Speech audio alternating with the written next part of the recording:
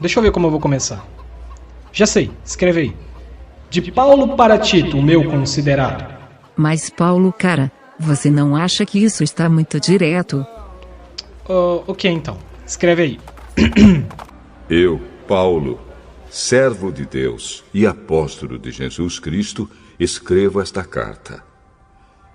Eu fui escolhido e mandado para ajudar a tornar mais forte a fé que o povo de Deus tem e para fazer com que eles conheçam a verdade ensinada pela nossa religião, que se baseia na esperança de recebermos a vida eterna.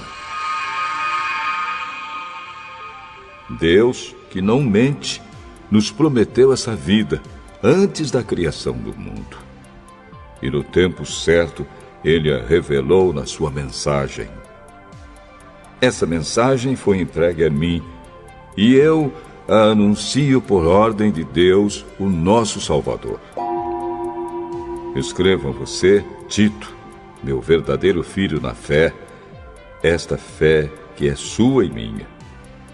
Que a graça e a paz de Deus, o Pai, e de Cristo Jesus, o nosso Salvador, estejam com você.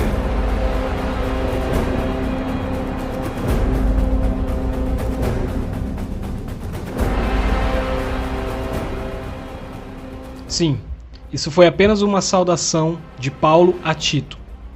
Os recursos podiam até ser escassos, mas a tinta e o papiro eram usados com gosto. O momento em que Paulo escreve essa epístola é interessante para a nossa reflexão inicial nessa carta. Nessa epístola, temos um apóstolo experiente, já quase em final de carreira. Recém-liberto de sua primeira prisão em Roma, Paulo pôde visitar a ilha de Creta pela segunda vez. Nessa segunda visita, ele funda a igreja cristã em Creta e deixa Tito como bispo responsável. Agora, Paulo escreve essa epístola talvez sem saber que esse seria seu último contato com a igreja em Creta ou que sua segunda prisão e consequente martírio se avizinhava. Contudo, saber ou não acerca de certos acontecimentos temporais não parece ser um problema para Paulo, nem razão para deixar de abordar os fundamentos de sua fé e de sua experiência acumulada, mesmo em suas saudações. Nessa saudação, Paulo, talvez sem saber, nos fornece muito sobre o que refletir. Ele, que agora era recém-liberto do cárcere, inicia a carta se identificando como servo de Jesus, ou doulos, que significa escravo em grego. Ele, que a essa altura poderia estar pensando em aposentadoria, declara que seu objetivo de vida foi e ainda é promover a fé que é dos eleitos e o pleno conhecimento da verdade. Ele, o sofredor Paulo, afirma ter uma esperança, um consolo em uma vida eterna. Por que, a despeito de tudo isso, Paulo exibe tanto vigor espiritual? Ele mesmo responde: porque sua esperança está alicerçada no caráter de Deus, de um Deus que não pode mentir. Essa crença sobre o caráter e fidelidade de Deus é muito importante, porque esse mesmo Deus foi quem prometeu isso antes dos tempos eternos, a sua salvação. Temos aqui uma concepção interessante, isto é, um momento fora do tempo, um já quando nada ainda havia. Não me admira que o conceito bíblico de fé tenha a ver com a firme certeza de fatos que não se veem. Paulo era capaz de suportar tudo, o bem e o mal, porque a sua força vinha do além das circunstâncias. Irracional ou psicologicamente falando, Paulo não sofria de ansiedade, isso por compreender a obra da providência de Deus. Isso é realmente esmagador para nós.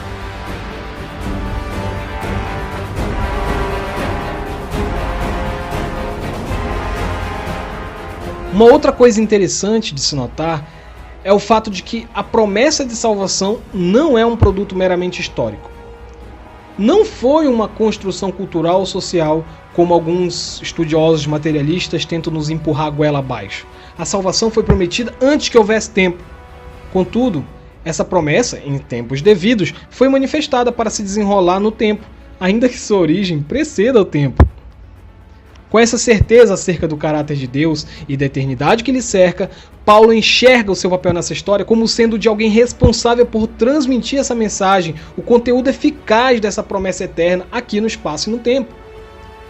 Esse dever lhe foi confiado pelo próprio Deus Ele, Paulo, é a ponte e o meio pelo qual essa mensagem que tudo transcende se faz visivelmente imanente.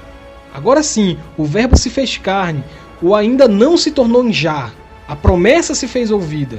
Tudo isso é visto na vida de Paulo, um homem que ao descobrir, via revelação divina, o que há para além da matéria e do tempo, reconheceu que as coisas aqui são, como ele mesmo disse em outro lugar, refúgio e perda.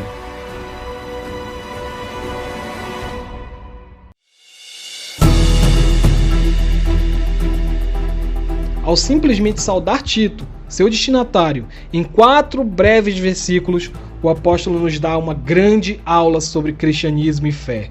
Com tamanhas verdades pulsando em seu ser, como poderia Paulo dirigir a Tito uma saudação de apenas uma linha? Isso seria impossível. Assim também nós, se andarmos por fé, seremos menos imediatistas e menos apressados. Poderemos aprender a degustar as coisas com mais calma e perceber os tesouros ocultos. Seremos capazes de ver em uma tão breve saudação o anúncio de uma tão preciosa e eterna salvação.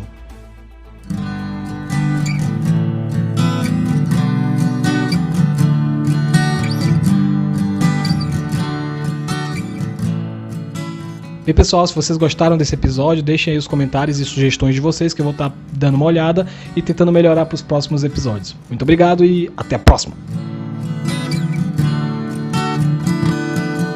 No dia em que eu morri, passei a ver bem mais que o cinza.